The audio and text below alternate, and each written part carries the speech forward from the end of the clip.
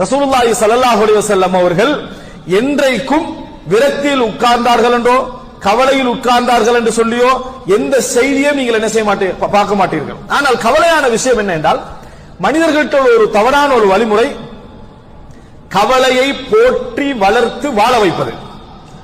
அது எங்க கொண்டு போகும்? விரக்தி கொண்டு போகும். எந்த ஒரு கவலையான சம்பவத்தையும் உடனே மறந்துவிட பழகக்கூடிய ஒரு முஃமினாக இருக்கணும். போற்றி வாழ வைக்க கூடாது. வாழ வைக்கிறதா என்ன? அப்படியே கடந்த கால வாழ்க்கையெல்லாம் நினைச்சு ஒரு இடத்துல உட்கார்ந்து கண்ணீர் வடிச்சு கவலைப்பட்டு கவிதை எழுதுறது.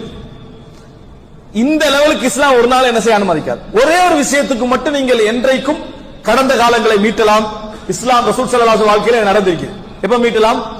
யாருக்காவது நன்றி செலுத்தமாக இருந்தா, யாருக்காவது நன்றி செலுத்த வேண்டும் என்று இருந்தால், நீங்க பெற வேண்டிய ஒரு படிப்பினை வாழ்க்கையில் ஒரு மார்க்க ரீதியான ஒரு தவறோ ஏதோ நடந்திருக்கு, அந்த படிப்பினையை நீங்கள் பெற வேண்டும் என்றிருந்தால், அல்லாஹ் உங்களுக்கு செய்த நியமத்தை ஞாபகப்படுத்தி அருள் செய்ய வேண்டும் என்றிருந்தா மீட்டலாம்.